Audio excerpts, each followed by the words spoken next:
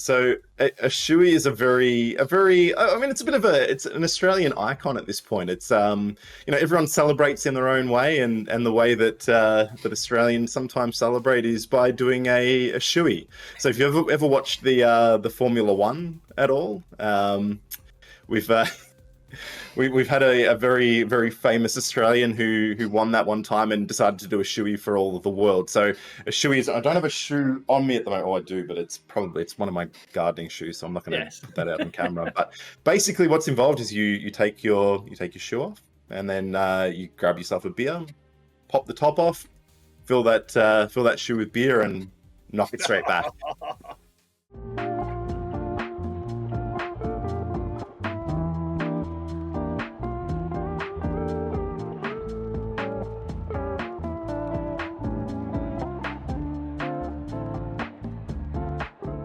So Afraid, what we do here at Tarducks, it's a podcast for content creators. Come on, share their stories, experiences, and advice.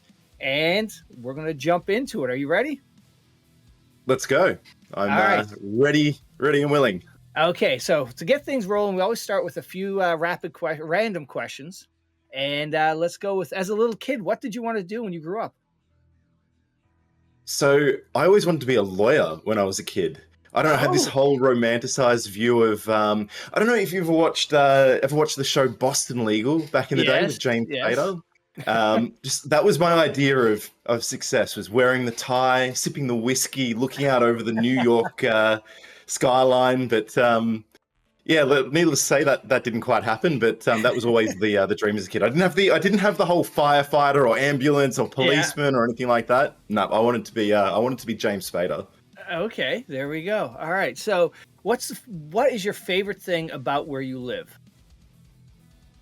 Oh, definitely. I am a big coffee snob, and I live in Melbourne, Melbourne down in Australia, which is known as like the food and drink capital of Australia. Okay. And there's a very, very hard and fast rule down here that if you are a barista or you are in a coffee shop, you need to have, you can't have an 8 out of 10 coffee. You need to have a 10 out of 10 coffee. Otherwise, you will be out of business quick. Oh, wow.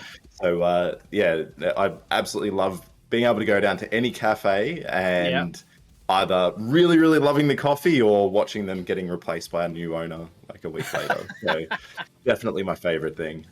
Excellent. All right. And third question, you're going out to your favorite restaurant. What are you eating? What's your meal of choice? Ooh, that's a really good one. So I'm not a vegetarian myself, but one of the things that if you're trying somewhere new and you're trying to work out if they are, kind of really, really good or perhaps maybe not so good, is order a vegetarian dish. Order a vegetarian dish. And the reason I say that is, for vegetarian food to be quite nice, you don't have the trump card of let's throw a steak in there or some chicken or whatever. You need to be really good with the way that you work with spices and things like that. So if you can do vegetarian food well, you've got a pretty good restaurant going. So that's always my test meal. All right, there we go. All right, so reading your Twitch I guess logo, it says you're not a streamer. So what's the story behind that? So because I'm an emissary, my name in game is purple. And one of the things that I found a lot, when you have those interactions in the game, you come across people that have like a TV or a TTV in their name, and you jump on Twitch and you jump in and you give them a GG and whatnot.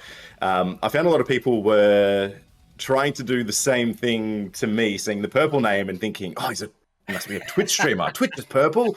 That's what he'll be. So it became a bit of a running joke that that I'm not in fact a Twitch streamer. I just have a purple name in game. But I've done a few streams in the past when I've needed to, and I always ring the bell of, I'm not a streamer. I just like the look. Yeah, nice. All right. So now, before you jumped into the Tarkov scene, what is your background?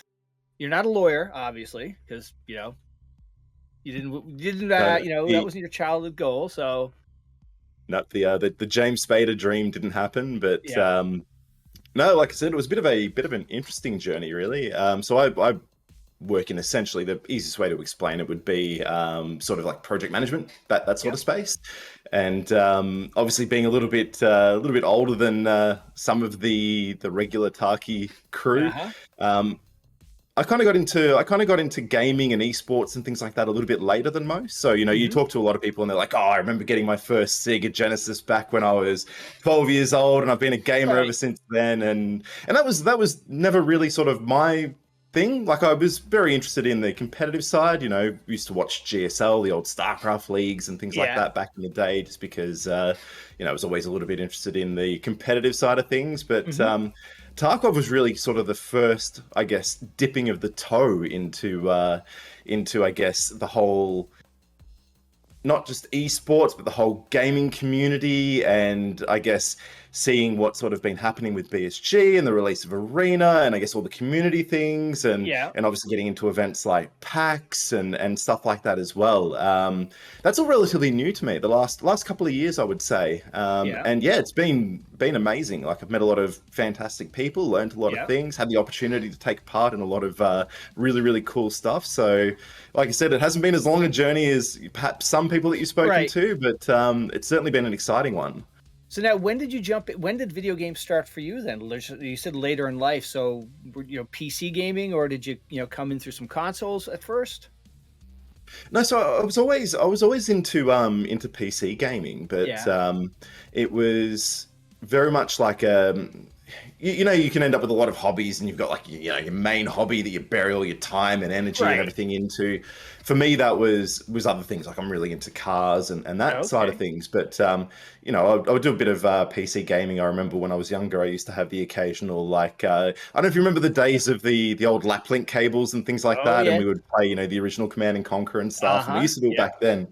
But it wasn't until I would say probably 2016, 2017 that I kind of started getting a bit more into it. I always had a PC that was a few generations old Yeah. and stuff like that. And um, really, I think the advent of COVID was probably the thing that really kind of threw me into the deep end. Living in Yeah. Melbourne, we were the most lockdown city in the world, My according to lord. our news. We had there was a period there where we had like curfews. We weren't allowed to leave the house after 8 p.m. or before 5 Yeah. a.m. And if we were going out, we were only allowed out for like an hour and a half at a time, and things like that. Very, very strict. So these, getting involved in the Tarkov community and I guess all of the Discord communities and things like that. Yeah. That was the interaction. That was how you socialize for a good 2 years down Right. here in Melbourne. So yeah, that was probably the point where I really went, hey, this is good fun. I'm about this. So Yeah. yeah. Okay. And now, over the years, what are, you had Tarkov was a big game for you. What else stuck out as, some of your favorites?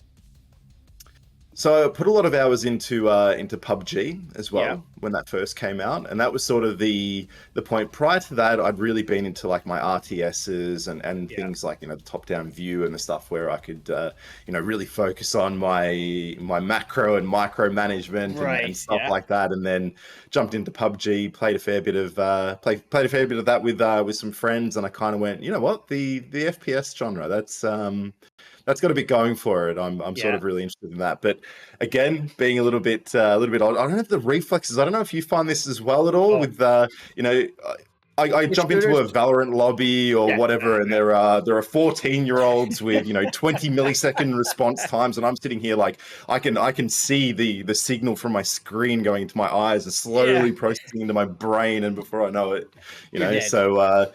That Yeah. exactly right. So yeah, no, I got into that and Tarkov. I mean, I say all of that, but I'm a bit of a running gunner in Tarkov compared Yeah. to I guess what a lot of players are like. But yeah, no, that's really sort of what moved me in this sort of more tactical type direction. So it's kind of the combination, right, of Hmm. RTSs with FPS to a It's degree, the because perfect you are game to having to jump into. think through Yeah. situations. Yeah, you can't rely on just being completely, cracked in your reaction times and things like that. Exactly. So Yeah. And now, what was your path to Tarkov then? How did you find the game? Like, friends or just videos? it was actually a friend, like a real life friend of mine, who we played a bit of PUBG back in the day, and when I joined up, like when I got into Tarkov, it was basically just customs. I don't know if anyone remembers the old days of everyone spawning on one side of customs, and you could pick your spawn if you had a map Yes, for it. you But can you pick your couldn't. spawn. Everyone dropped in together, and there was like this huge fight at the very start, and then everyone would try and traverse across the map and things like that. So yeah, no, a friend of mine, he saw some videos very early on around, I don't know if you remember the very early ones where it was sort of, all very ambient, and you didn't really have the scavs in there at that point, and it was a lot of walking around and showing off, these amazing gun models and things like that. And I was looking at that, having, kind of, it was around the time that PUBG really started falling off in OCE as well, because everyone was sort of moving over to the Asian region if they wanted to keep playing, because a lot of the player base here sort of got into other things. But yeah, it was a friend of mine that was like, come and check this out, let's play for a bit. And unfortunately I've been here ever since, for better or worse. So yeah, it's not a bad place to be, man. This game has something on me that no other game, it scratches that itch. And whether it's puckerness, the RPG element of it, or the gunplay, it just feels so good. Yeah, and that's exactly it. It's one of those games where it being that RPG element, you kind of create your own fun. You've got to set your own goals, and you've got to work through, what do I actually want to try and do this wipe? Or, you can actually change your style so much. So, all the things that I guess, because there was a very brief period in my life where I was just addicted to World of Warcraft. I think a lot of people probably have a very similar story, but I was one of those degenerates that would do 2 or 3 all-nighters every week, and then go off to work bleary-eyed and loaded up on caffeine and things like that. But it was that loop where you would be like, okay, I've set a goal for myself. I'm going to challenge myself. I'm going to try and, do something to grow as a player, or, get this this new title in the PvP arena or whatever. And I guess I kind of found that with Tarkov as well. So I still remember very early on, for my first wipe, I would run like an entire wipe. I would run around with an SKS with a pocket full of PS ammo, because I couldn't get my head around, I need to be able to load mags, and I need to make sure I've got room in my rig, and I need to be able to do all these things. And like the SKS, I understood, like, I know how an SKS works. I can build one of those. AK platforms. I remember it was probably a year and a half into Tarkov before I figured out how to put an AR platform together. I was sort of like, I don't get this. What's the upper for, and what am I doing with the lower, and why is this different to a TX15 and things like that. But it meant that I could kind of progress and challenge myself to do something new every wipe, so it never really got old, and it kind of changed the way that I played, and I guess some of the situations that I would put myself into. And you get that sort of challenge and reward loop that is really kind of lacking in a lot of games today. So yeah, I completely get the hook that Tarkov's got in some of us. So for you, what was the hardest thing to learn to get your head around with this game? Because to me it was probably the most intimidating game to learn and just jump into. Yeah, I think the learning curve, and I get a lot of this from being a Sherpa as well, is that there's a lot of things that when you first jump into the game, just being able to get your head around, the maps are obviously a big thing, and they especially were back in those days. Yeah. But the challenge of being able to make sure that you've taken the right things into the match each time. Yeah. And that was the thing that I kind of really struggled with in the early days. And of course, when I say the early days, this was back when there were no healing animations. Everyone, the meta at that point was you get into a gunfight and you start hitting the hotkey for your grizzly every time. And I remember sitting there and going, I've healed. Why do I still have limbs that are red or are damaged or whatever it might be? Because I hadn't kind of figured out in my own mind how the health system worked, because I was healing, just my right arm, not realizing that, I've got to be able to do each limb and body part individually, and each one could have a bleed and things like that. The guns, I basically went, you know what, that's fine. I'll take the simplest setup that I can, and that will all be okay. But being able to kind of get my head around what's actually going on with my PMC and raid, it took me a long time to get my head around that, which is probably not the same challenge that most people have had. Most people were probably like, oh, that limb's red, I better heal it. Whereas I'm sitting there going, why is my health number still at, was I think 435 at that point. Yeah. Why is it still at 433? Why is it not healing properly? What's wrong here? Is my game broken? And I'm, alt F4ing and trying to load back in thinking that I'd broken something. Yeah. I still remember my first raid. So I out of my group of friends, I was the first one to jump into it. So I fired up. There's my character. All right, let's go to woods. Oh, somebody sent me a friend or an invite. Let's join them. I spawn into woods. I get capped. Like, oh, okay, that wasn't fun. Where's my? And I go back to the lobby. I was like, where's my gear? Oh my god, it's all gone. And then it's like, oh, okay, now. You started clicking. So, okay, this is going to be brutal. You just take your time. Yeah, it was even. I still remember that first raid. It's crazy. Do you ever remember your first fight with a SCAV at all? Like that was a big one that really stood out for me. Just not being used to the whole, like with PUBG. Obviously, if you look down sights, you don't get that gun sway. Yeah. Getting the gun sway. I remember I had the Gratch pistol, and at that point, I didn't know how to hold breath or anything like that. So it never occurred to me that my iron sights were not lined up at all. So I'm sort of shooting over, the left shoulder, the right shoulder, and going, why is this scav not? Why do they have so much health? Why aren't they dying? That kind of thing. Did you have something similar to that as well? Oh yeah, and then you take back the replays. Oh, okay, I was way over here on that shot, and there's that because people are always like, I hit him so many times, and I'll play back the replay, and then oh yeah, you're just shooting around him, and yes. Yep, totally. Yeah. And now, for new players coming into this game, what would you say to them would be the, as a Sherpa, and we'll get into the whole Sherpa piece of it, which I think is an amazing thing that BSG offers. But for somebody jumping into the game for the first time, at least they have the ability to now co-op and, offline co-op mode. But for somebody jumping in, what would you say is some of the things that they should, learn first? So the thing that I find is everyone has a very different journey when starting Tarkov.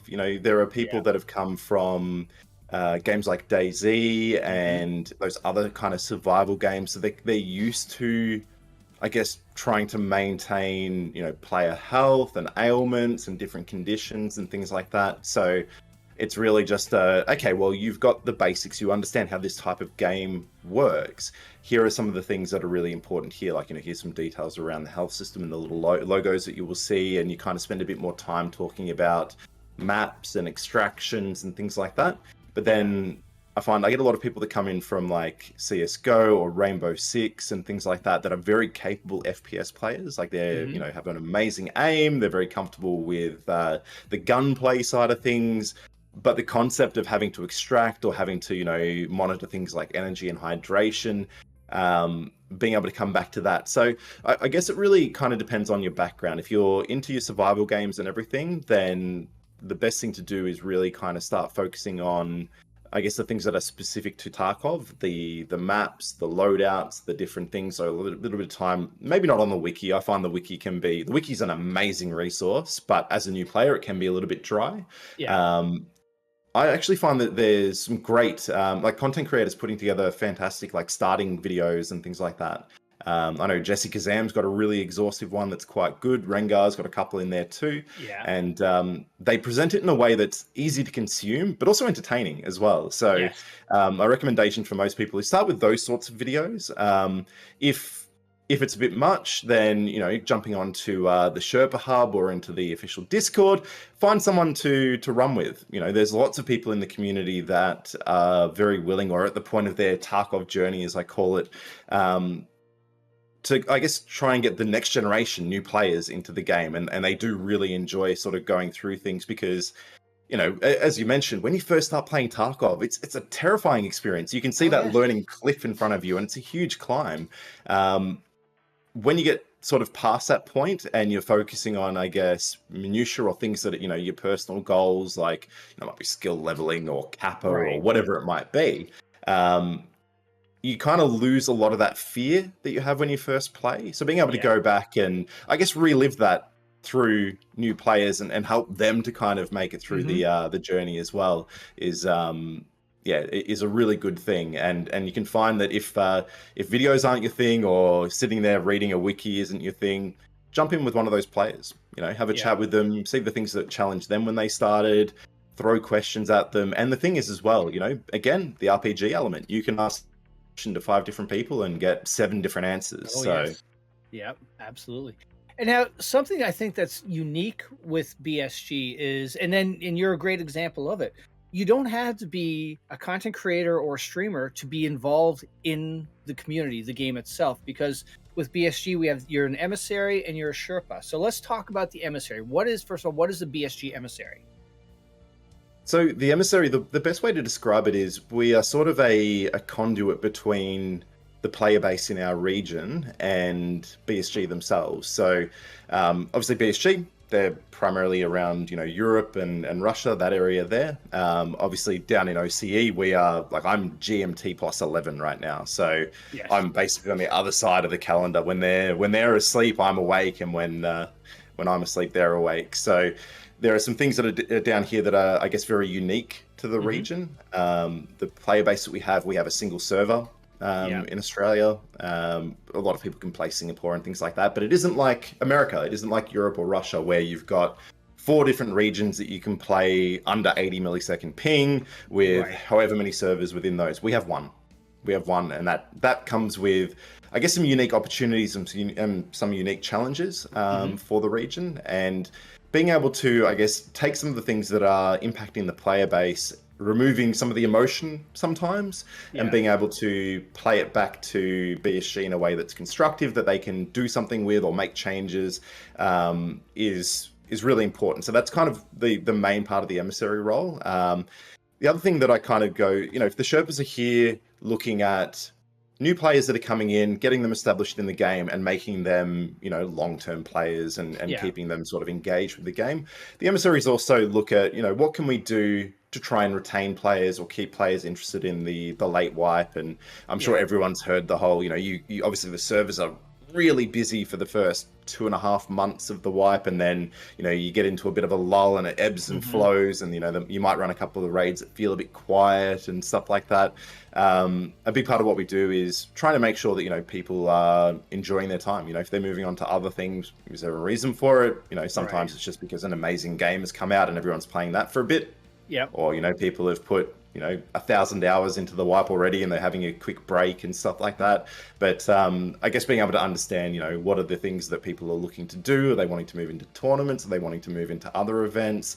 Are they wanting to sort of see other things within the game itself? That's the other part of what the emissaries do. Okay. And now, how did you get involved? What was your path to, being recognized or being, getting into the program? So I actually started off as a Sherpa initially, and I kind of did a lot of stuff in that space, and obviously with OCE being a bit of a smaller region compared to sort of NA in Europe, there were, I guess, some things that I wanted to try and look into more, and that was sort of the player base retention and the things that were sort of like that I was hearing from the new players that were coming in, where they were saying, there's this particular type of culture, or there are these things that are kind of prohibiting me from, I guess, investing myself more into the game, and these things are challenging, and I kind of went, well, all right, there's some stuff here that is kind of crossing between both realms, the emissary world and the Sherpa world. And I actually approached one of the community managers at the time, and I said, look, I'm one of the Sherpas in the OCE region, and I'm like, here are some things that I see that are perhaps opportunities, or that a lot of the new players are giving me feedback on, and here's some things that I think that we could do in the region to try and work through that. And he went, look, do you want to go and have a chat with Trent AU, the other OCE emissary, and come up with a plan? Put something together and see if you guys can make some change, do some fun stuff. And so I worked with Trent, and we did some cool things in there for a couple of months. And then they went, do you want to come on as an emissary as well? And I went, cool, sounds great. We're in here playing the role. So yeah, might as well jump right into it. And now, as an emissary, are there events that go on that you guys organize, and are there any events upcoming that you want to talk about? Oh, absolutely. So we and like I mentioned, being new to esports compared to most, we have run a bunch of tournaments in the region last year. We helped out with the Evasion OCE Yeah. events last year. We've done a couple of like labs tourneys and things like that to show off some of the PvP prowess that we have with players in the region. Because I say this is going to be a bit of a here's your hot take, but I would say that I would rate the bulk of OCE PvP players against any of the NA PvP chads that you see on Twitch. That I'd would, 100%. I can't wait for So, Arena so we can, hopefully put some teams together and see this break down. oh, I'm very much looking forward to that. Very Yeah. much looking forward to that. So yeah, no, we've done that, and we did a bit of a community gathering.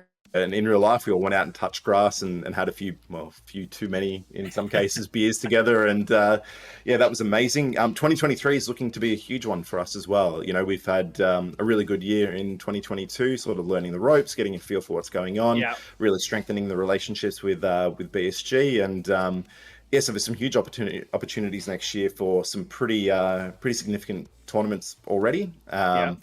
So we've run the Hunt show match already. That was on the 1st of January, so everyone was rolling in there with maybe their heads a little bit sore, but yeah, that was really good one to watch. We've got a bunch of IRL stuff coming up. DreamHack again this year.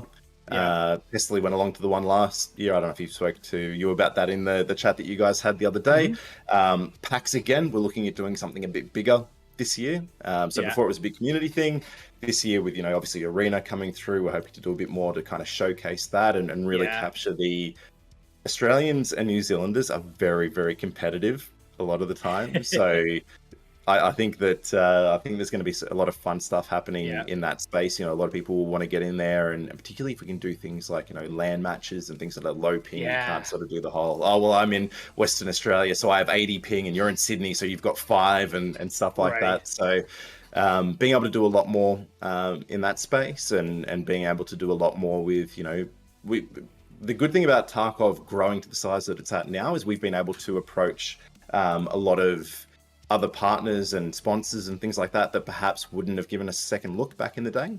So in 2023, there's a real opportunity there to make some, I guess, maybe not huge show match, big like wild things, but certainly leading up to that. It's not the days of we're doing an online tournament and there's a $50 prize pool and things like that. We're talking some real competitions, hopefully attracting some of the big esports teams. We're hoping to get groups like Team Bliss down here, one of the bigger OCE esports orgs, getting them in to do some Tarkov tournaments and things like that. And the ideal is one day we'll have FaZe Clan Tarkov edition, ignoring all the politics and things like that we see on Twitter, of course. But and now, okay, so back to your gathering you had at PAX. So over the holidays, I had a little get together with a bunch of countrymen and some New Zealanders.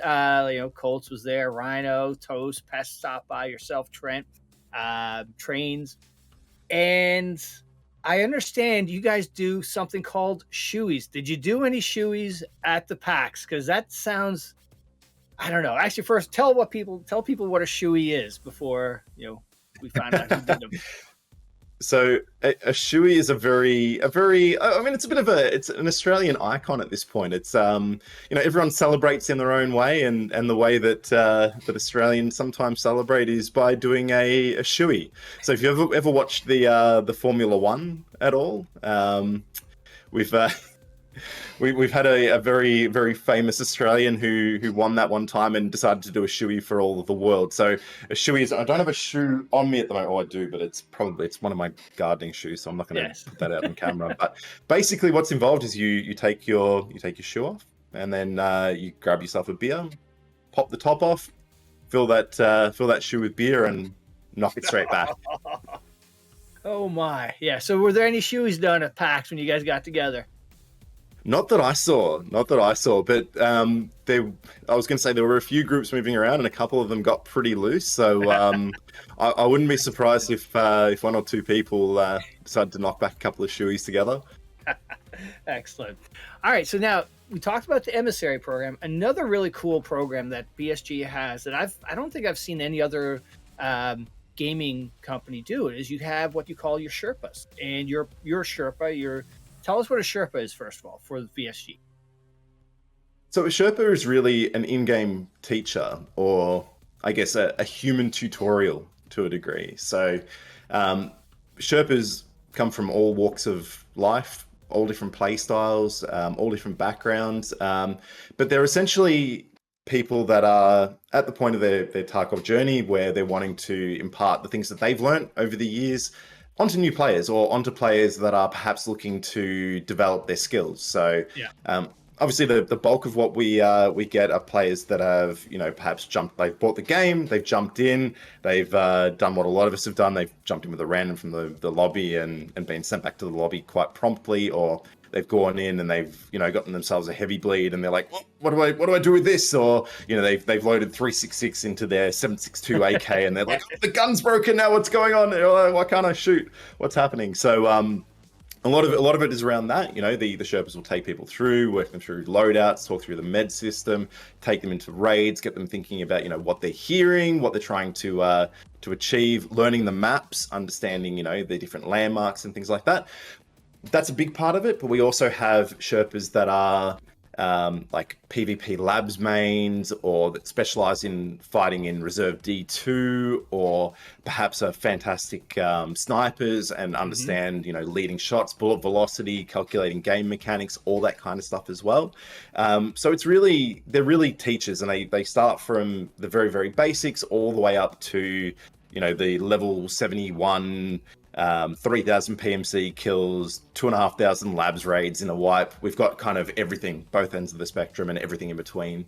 Nice, awesome. And now we'll add this is free to people to well, I guess how would people find out and line up a Sherpa or request a Sherpa first of all? Yeah, so there are two ways of doing it. The main way that we encourage is joining up on the Sherpa Hub Discord. So it's just discord.gg/Sherpa Hub.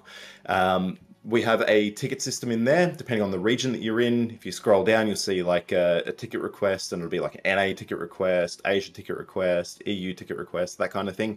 You hit the little button in there, a bot will pop up. It'll ask you a couple of questions about the things that you're wanting to learn, the things that you've been challenged by. You fill in some details there. It goes into a queue. The Sherpas go through it all and go, yep, that's a ticket that I specialize in. I'll reach out to this person, and then you can set up a session together. Again, entirely free. If someone is offering to teach you Tarkov and they're asking a fee for it, first of all, it's against TOS, but it's also not part of the official Sherpa program. No Sherpa will ever ask for money for what they do. We do it because we're passionate about teaching the game to new players and about having the game grow, expand, develop. Yeah. The second way of doing it is you can actually go in via the website. So if you go to escapefromtarkov.com and you log into your profile, on the right-hand side, you'll see a link in there saying New Player Assistance. If you click on that, you can click a Request a Sherpa. It'll ask you a few basic details as well, and it'll raise another ticket into our back-end panel. I definitely recommend the Discord way of doing things. It's much, much easier to, I guess, track tickets and for Sherpas to reach out to you, because the panel you can put in, like, are you on Discord? Are you on TeamSpeak? Are you on, one of the other messaging apps and things like that? But Discord is definitely the quickest and easiest way. One way people can know if they're dealing with a Sherpa is you have the purple name when you go into the game, correct? Sherpas will have a green name. Green, sorry, in-game. yes. Yeah. You're thrown off by your They'll purple have the little... Yeah, I wear both hats. So they'll have the green name and the little symbol, rather than having like a crown or anything like that. They'll have a little, like, the helping hands symbol next to their name. So you can always pick a Sherpa based on the green name. That being said, on the Sherpa Hub as well, there are a lot of what we call like helpful members and experienced members in there. So whilst they're not official Sherpas at that point, they might be very, very knowledgeable, and there are always plenty of people around there that are happy to jump in and help newer players out. And now, how did you become a Sherpa? Actually, it was quite a journey to become a Sherpa for me. So I did the same thing that I guess many did. I joined up the Sherpa Hub when I was sort of at the point of a wipe where I'd achieved everything that I wanted to, and I found that I was sort of moving through a lot of the regional communities and playing with a lot of players that I guess were a bit newer to the game, and I found that I was spending a lot of my time running through, and it was at that point it was primarily teaching interchange. Because I mained interchange at that stage, and there were lots of little spots, and I was like, hey, I'm actually really enjoying going in with people that are perhaps a little bit newer, and showing them some of the concepts and stuff like that, and getting them comfortable. And it was getting to the point where I was having people that I'd played with a couple of months prior that were level 4, level 5, level 6 at that time. They were like DMing me and going, hey, just so you know, I'm now level 24, 25. I've unlocked these, and here's this loadout that I just got from this, really fat raid that I did. And I'm like, that's cool. Like, these are players that, I haven't spoken to in a few weeks. And now, after spending this time with them and helping them get comfortable, they've now become their own player as well. And I've run into them. Like there's been players that I've helped out literally years ago now that are still like, they're now 4,000-5,000 hour players. Wow. And I've juked it out with them on labs or in D2 and things like that. And I'm like, this is so cool. Like, I've just been sent back to the lobby by a guy that didn't know how to heal a heavy bleed 2 years ago. Like, that's just wild. So after doing that for a bit, I spoke to the old Sherpa coordinator back in the day. Via the forum, and I was like, hey, I'm really enjoying doing this stuff. What's the best way of getting more involved officially? And so I was actually at that point, I was going through all the different communities and seeking people out and stuff like that.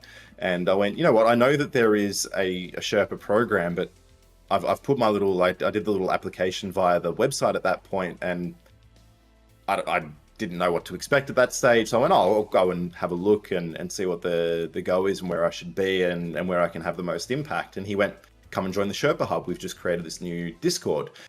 Just created. I think I joined the Sherpa Hub. I think it was around 6 months after it was made. But so I jumped in there and I was sort of helping people out, and I was really active in the text chats and things like that. And then I was offered a position as a helpful member, which is kind of like an entry community staff role. So you don't get a fancy colored name in game or anything like that, but you do get one on Discord, and you kind of get access to a couple of the additional channels. So you can talk to Sherpas sort of behind the scenes a little bit. You get access to a few teaching resources and things like that. And so I started kind of rolling that into, I guess, my teaching style and I guess some of the things that I would work through. And then I probably did that for probably around 6 months, I think, that I was sort of involved in that. And I was helping out with little things around the Sherpa Hub. And then I was approached to start a trial. So at this point, like I said, I'd probably been doing this for the better part of 12 months before I actually had the opportunity to trial for Sherpa. And at that stage, it was a month-long trial that you would do, and you'd have to complete X number of tickets, and you'd have to do some sort of like sessions with other Sherpas and learn things, and I guess get some feedback. And then at the end of that time, you would do what they called an interview. And that interview was basically, you would grab a ticket from the queue, and you would take them into a raid, or you would teach them what they wanted to learn.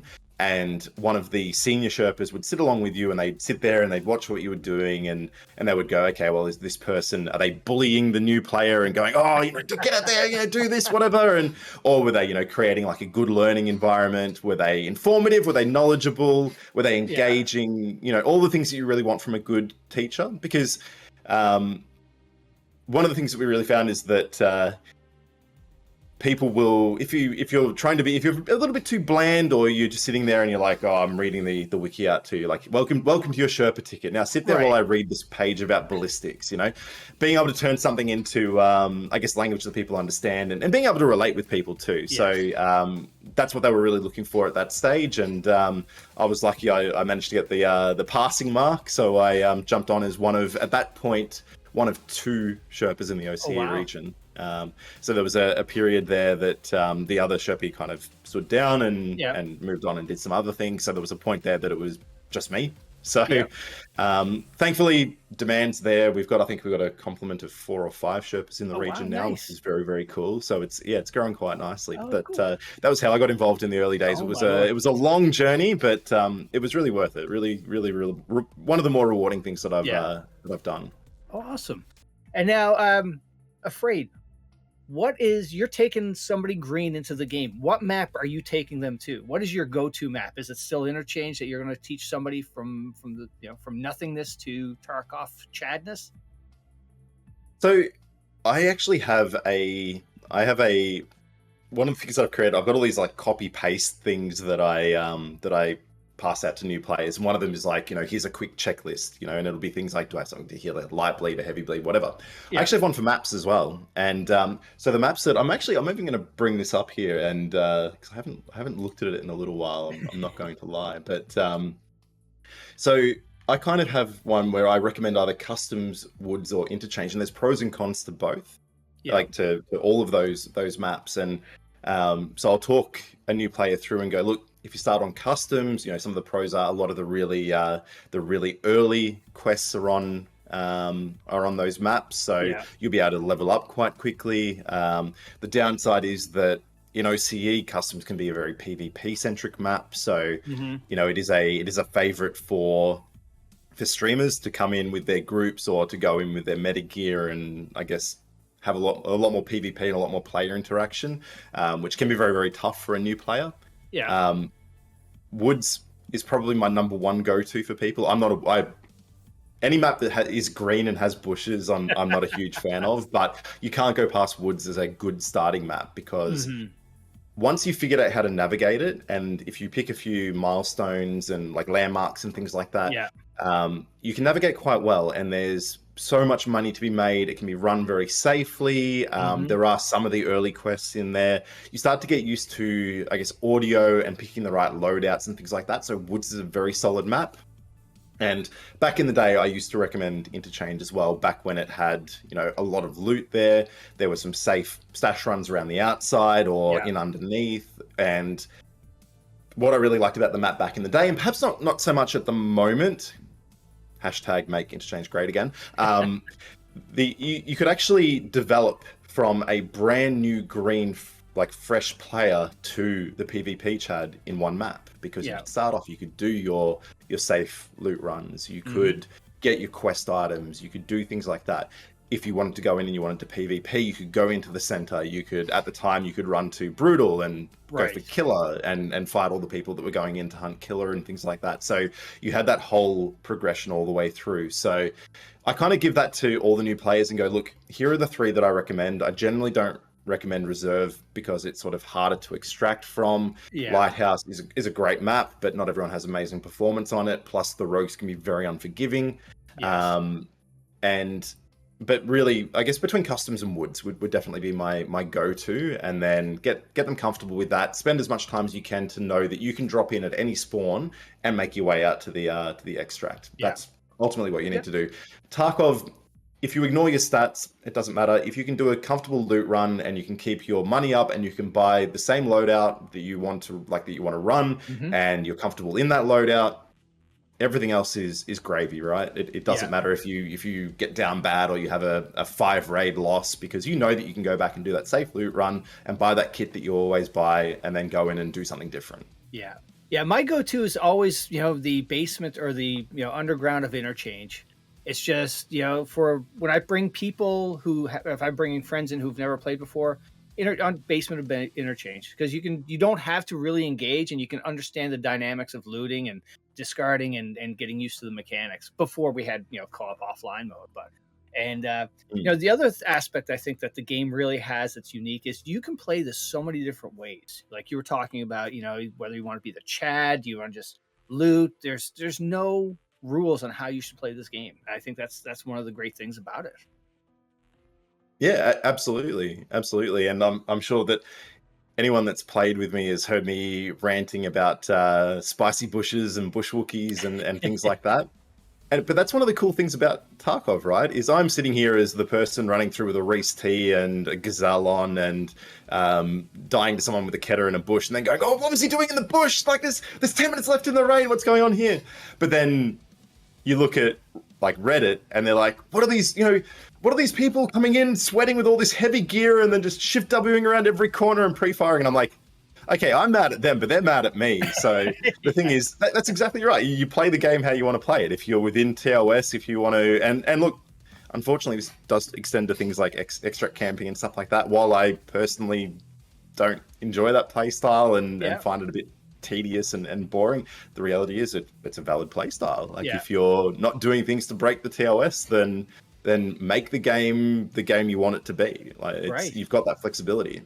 Yeah, absolutely. Yeah, I will, I will not, I've been known to be on a conference call or a WebEx here and there and, out there just doing some Tarkov things. There's no certain ways you need to play this. Yeah, so absolutely right.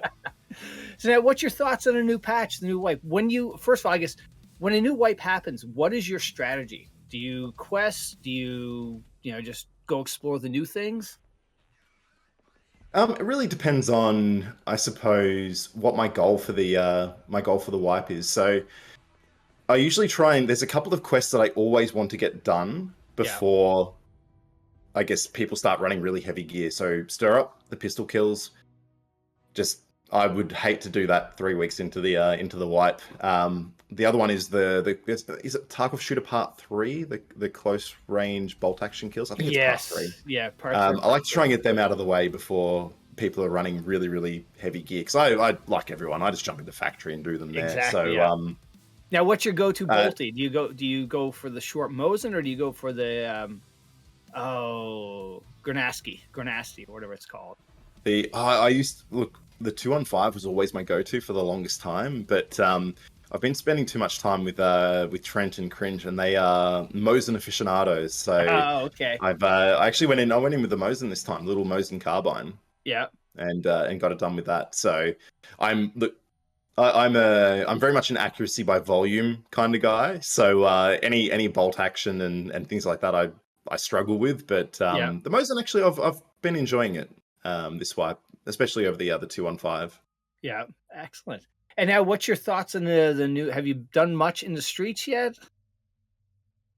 I've done a bit, yeah. So that was I kind of put off going to streets for a little bit. We did a couple of drop streams on the Sherpa Hub Twitch, where we are here, and I thought, you know what? I'm really, really keen to get into a lot of the new content. Like, so much has changed in this patch, and I went, you know what? I'm going to dive in and sort of show how I learn new maps.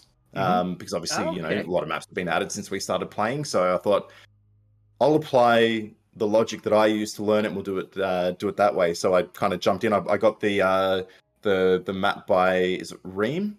RE3M. He did like an early render based on I guess what we saw from the cinematic footage that's been teased over the last few years. And I put that up there and I went, okay, well, I think I can work it out from this. So we put it in there, we loaded in, and I'm like, okay, well, I know that I need to find these landmarks first. And once I got those, I'm like, the first thing I'm going to do, and this is all in offline at this stage, the first thing I'm going to do is I'm going to try and find these extracts. So I, of course, wandered off and then died to an out-of-bounds sniper. That's fine. Load back in, do it again, find those landmarks, and then basically went, okay, well, this is great. I understand where all these things are now, and I've got a pretty good idea that if I can get to this point, I can navigate out from there. So once I was comfortable with that, I did the whole, all right, I'll jump into a SCAV run now, and I'll see if I can get my SCAV out, and then I jumped into the PMC, and it was sort of like that whole process. So I've done a bit with streets. We've got a member of our community, Chuckles, who he's been streaming like absolute degen hours, but he's doing level 1 to 40 or level 1 to 42, but only running on streets. And I think he's like 29 or something at the moment. And he's just done that from running streets over and over and over. So he's done a lot learning that, and obviously we've had some great guides coming out from Rengar and Dan Exert have started putting out guides on a lot of the quest stuff as well. This wipe, I've told myself I'm not going to look at any guides for any of the new content. I want to try and get in there and challenge myself to learn it as I go. So probably not the quickest way of doing things, but it's been fun. It's been a good challenge because I can tell you now, some of the context clues in the new quests are not at all related to where the quest items are or what you Yeah. need to do or where you need to go. So Oh shoot. it's been tough. Hey, the Tarkov community is pretty special. This is the this really is the first gaming community I've jumped into, and whether it's on Twitter or even Reddit and in Discords, and it's I have to say it's just so full of so many good people, and I haven't seen a game pull in so many people that do fundraisers and charities and things like that like no other gaming community. And now a few months ago there was I think somebody in the Australian community, the Tarkov community, they Sgt Wolfie, do you want to tell that story? Yeah. So Sergeant Wolfie is a full-time content creator from Australia, primarily Tarkov. If anyone's seen the Battle Dogs stream, like the card game and things like that, he put all of that together. So very, very talented creator from down under. It was, I think, a bit over a month ago. So right, sort of smack bang in leading up into the holidays. They had a bit of something went wrong with, I believe, a patio heater or something like that, and unfortunately, it did spark a fire that kind of gutted the house that he and his parents were living in at the time, and as a result, he basically lost everything. So I went through it, like I remember seeing, like, if you've been on Twitter, you put up a couple of photos on there, but you could see like his stream set up, and it was just a charred, melted plastic mess. It was it was pretty heartbreaking to see. We put a lot of effort into the things that we work with, our tools and stuff like that, and to see that, not just that, but like all of his belongings, clothing, everything, sort of just disappearing in the space of a few minutes. Thankfully, he and his parents did get out. They were fine, like unscathed for the most part. I think he had COVID and stuff at the time, which obviously made things a lot more difficult. But basically went from having all of his setup there to having essentially nothing, and leading up into the holidays as well, and having COVID and not being able to get sort of accommodation very easily as a result of that. It meant that he was sort of in a bit of a precarious position. And again, absolute testament to the OCE community. Everyone pulled together. One of his mods and one of his mates pulled together a Kickstarter event, and people were sort of throwing a pineapple here and there. We call them a pineapple. The Australian $50 note is like an orange yellowy color. Looks like a pineapple. But yeah, lots of people were throwing cash into the hat for him, and a few of us were approached by a couple of people from the community going, "Hey, we want to run these.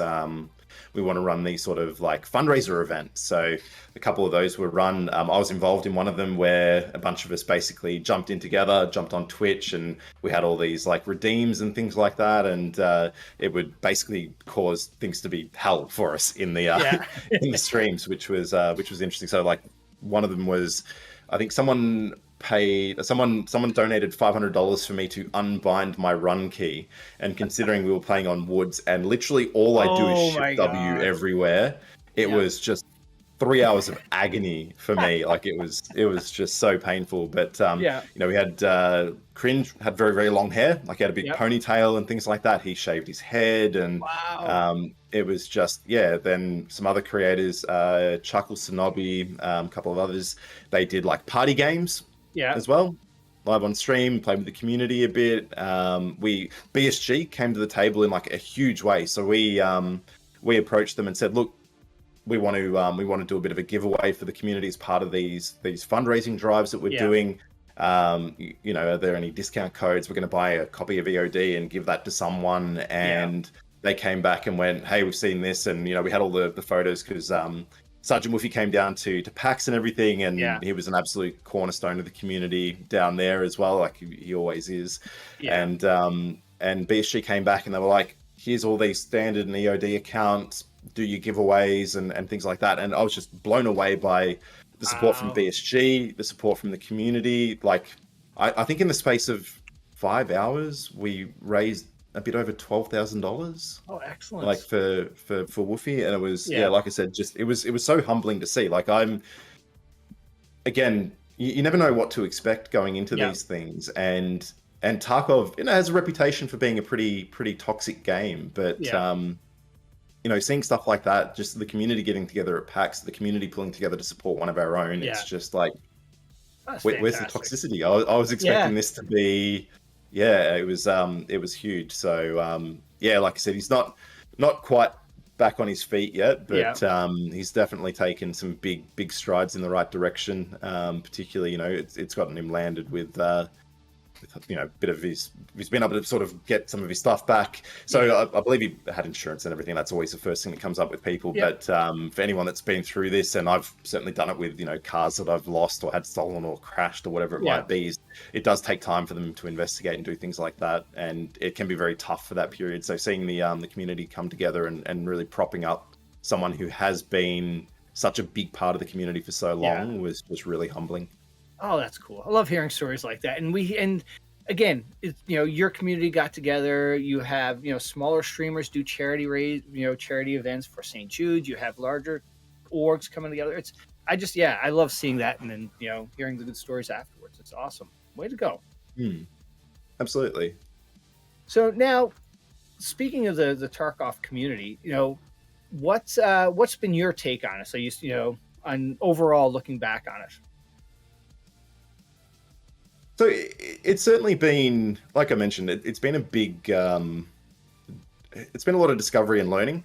Yeah. For me over the years, you do see, thankfully, a lot more good than bad. But it is very much a melting pot of people from different backgrounds and things like that. Yeah. Like, so again, my background was always, cars and that sort of thing. And when you go there, you come across a lot of people that are very, have similar backgrounds. It might be, you might get some people that are, again, they might be tradies, or, they might be white collar, but everyone's got that common interest, and they're all into cars, and they might like their Euros, or they might like their Japanese cars and things like that. But everyone has a very common ground. Like, it's very, very easy, and everyone sort of has a very similar backstory. So it's very easy to be cliquey like that. With gaming, it's quite different because anyone can get into it.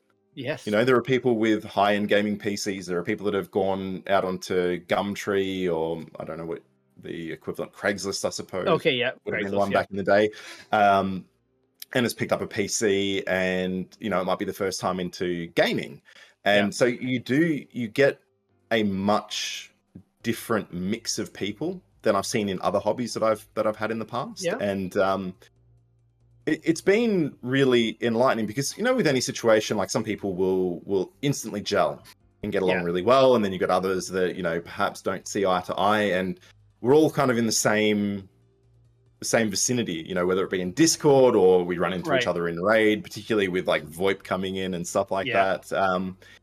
It's been good, and it's been challenging. Working with a lot of the community stuff in the past. But like I said, ultimately everyone's here because they enjoy gaming, and that's a common interest. Some people will get very, very passionate about it, and that can bring out, I guess, the bad side sometimes. But for the most part, it's been a real net positive. Yeah, I agree 100%. I think part of the reason why it's more positive is, I think it's an older group of people playing this game. And I think there's a level of maturity that comes along with that. And I think that's probably a good chunk of the reason why there's, it just feels different. And you were talking about, people coming in with positive or similar interests. Like, I loved seeing when Formula One was going on. You see all the little different pockets of people who are fans of Formula One. We have Deadly Slav, we have Devil Dog Gamer, and Toast. And then I found, have you found Break F1? He is a Tarkov content creator. He was a Red Bull engineer for Max Verstappen's team. Yeah, so this is cool. Wow. Meeting all these people. Yeah, and it's and he loves Tarkov. He's streaming it now, and just finding the different groups, and then talking F1 or finding the other subjects that we all sort of have in common. I think it's really really cool to see.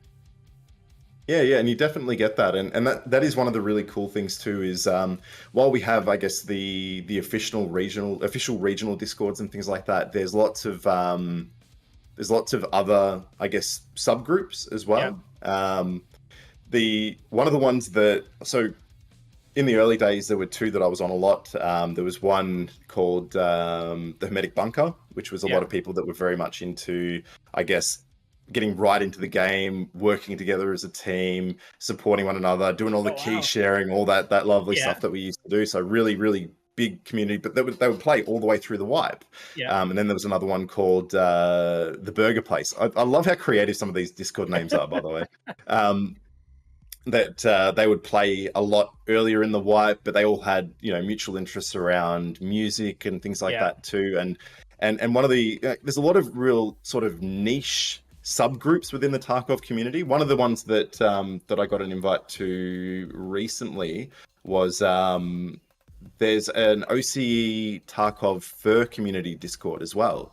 So there is a subculture within the Tarkov community for people that are also into doing like the fursona type stuff, which is not something that I've ever been exposed to in the past, but you know, you've got that there, and then you've got there was another one that was a lot of people doing like the cosplay type of stuff. So they do a lot of the conventions, but a lot of it is Tarkov themed and things like that. And I'm sure if anyone's been to PAX or TwitchCon or whatever, I saw a bunch of USEX and a bunch of killers running around and stuff like that through it all. But you get that. So it's sort of, Tarkov is the big umbrella interest that we all have. But there are those little subcultures within it as well, which is super, super cool, because if you want to get into it, you know, absolutely. Like, you're there, you're supported, there's people that you can connect with. And it's really, really cool to see that kind of thing. Yeah, very cool. Any content creators out there that people should check out that may be flying under the radar? Oh, there's I was gonna say there's so many that it'd be hard to go past. I think a few of them.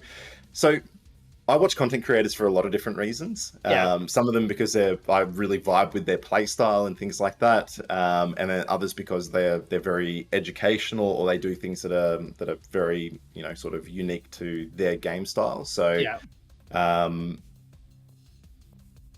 think it's gonna, like I said, it's gonna be really hard to, like, I've got this whole list of, because you know when you jump on Twitch and you see like one name and then you're like, and that's the first one you go to. I open Twitch and I open about 15 tabs and then my PC stops running. So it's sort of like there are that many that I really enjoy sort of following along with and hanging out with. But I guess if you're looking for people that are really focused on educational content, Chuckles is very, very good at getting right into detail. Like, he's not, I wouldn't say he's flying under the radar as such. Like, people sort of know him in the community and things like that. He's pretty big down here. But being a medium-sized, you know, OCE streamer is very different to being a medium-sized NA streamer, for example. Like, big number differences. But his educational content and the level of detail that he goes into some of the things that he's working through is always very cool to see. Cringe, who, again, a little bit of nepotism here because I run with him as well. I do very much enjoy his strategic style, the way that he plays. He's very measured in what he does, and seeing his thought process, like, he's much more patient than I am, and that culminates in him probably winning a lot more than I do as well. So I do enjoy watching that. Another one is, if you're into, I guess, sort of people that run sort of lower gear, like off meta type stuff. Marmo TV is also very good. The number of times I've jumped into his stream, he's been running around with a bog stock AK-104, even though he's level 65 with, you know, $200 million stash value, whatever. It's always good fun to watch because, like I said, you don't need to be running with the best of gear if you've got good game knowledge and you're comfortable with the loadout that you've got. So that's always fun to see. Cool. All right, so here let's play. Here's your wish list. You're picking your all-star squad.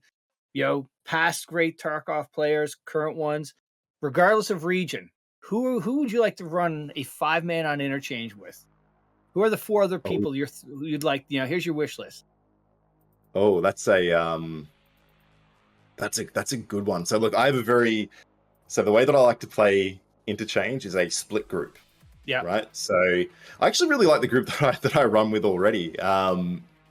So I play with. So one of the things is I would take a good mid-tier team that are all very comfortable together and understand each other's play styles over just getting sort of 5 amazing solo players, because everyone kind of wants to do their own thing and take it. Yeah, and that's it. So I really can't go past the group that I primarily run with. So for me, it would probably be, like I said, I like playing with Lionheart. He's a very, like, he's not a streamer or anything like that, but he's very PvP oriented like me. So we'll often hard charge together and things like that. And then, Trent and Cringe, they are a bit more strategic in the way that they play. They think a lot more compared to what we do with, the whole, there's a corner, I'll just run around it firing my 95 round drum mag. If someone's there, hopefully I'll hit them before they shoot me. So that split's really good.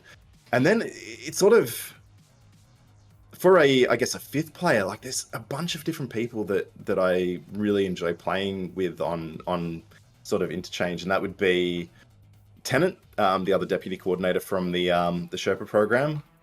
Has a very good blended style that I like to see. If we're talking content creators, though, it'd be a really hard toss up between, I think, Double Destroyer and Rengar for me. Because I feel like I've never played with either of them, but obviously I've watched both of them a fair bit. In terms of a play style that I would gel with, I think they both have that sort of hard charging, quick react, run the right gear, right gear, run the heavier style of gear and things like that. I think it'd be really cool. So if we're doing an all-star squad, sorry to do a full circle on you here, I would definitely say a Rengar, a Double Destroyer, and then on the, I guess, the thinking person side of things, Dan Exert. 100%. And then, who would you go for a 5th? Like, there's so many good tactical players out there. Yeah, I'm not even sure who I'd go for a 5th. That's fine. All right. So now, once you're done playing the game for the evening or for the day, what do you do afterwards? What's your thing? Gardening, cars? Look, between cars, probably the most common thing is I have a 1-year-old Doberman puppy. So nice. If I'm not working or gaming or whatever, he's definitely sinking the rest of my time. I can hear him. I can hear him right now. He's just running around with one of his toys outside, up and down the hallway. So he's definitely probably the biggest time sink that I have, I would say. Nice. Very, very needy. It's Maddox. Oh, okay. Cool. Yeah. All right. So now, we've reached the end of the podcast. Who are you calling out that should be a future guest on the pod? Ooh, that's a really good one. I really would love to hear from one of the BSG community managers. I'm going to finger point at Applesor here, because I know that he won't do it. He likes to be behind the scenes and things like that. But hearing the story. For me, like I said, community management and stuff like that is relatively new to me. But being able to hear, I guess, some of the journey and the stories and some of the challenges, like I've seen some weird and wonderful things as part of the role that I play, and that's limited to just my region. I couldn't imagine what it would be like to be a community manager for a game that is now as large as Tarkov is, in from a global perspective. So I'm definitely going to finger point Apples here. I think he might be up to it, because prior to this whole event thing, I said, hey, maybe after this is done, I'd like to get you on to get your take on exactly what you're talking about, because that's one of the things I like to do with this podcast, is get people on who are not just streamers. They're, whether it is, mods or people involved with the organization like Evasion, the people behind the scenes like, Garland and Brian Baru and people like that. I think it's neat to see, because, when I jumped into, Twitch, it's like, who watches people play video games? And then you dig into it and there's so much more to it. And it's like, it's just cool to get everybody's story. So yeah, all right, we'll get them on that. Fantastic. Can't wait All for right. that one. So with that, Afraid, thank you so much for doing this. BSG, thank you for letting me run these interviews.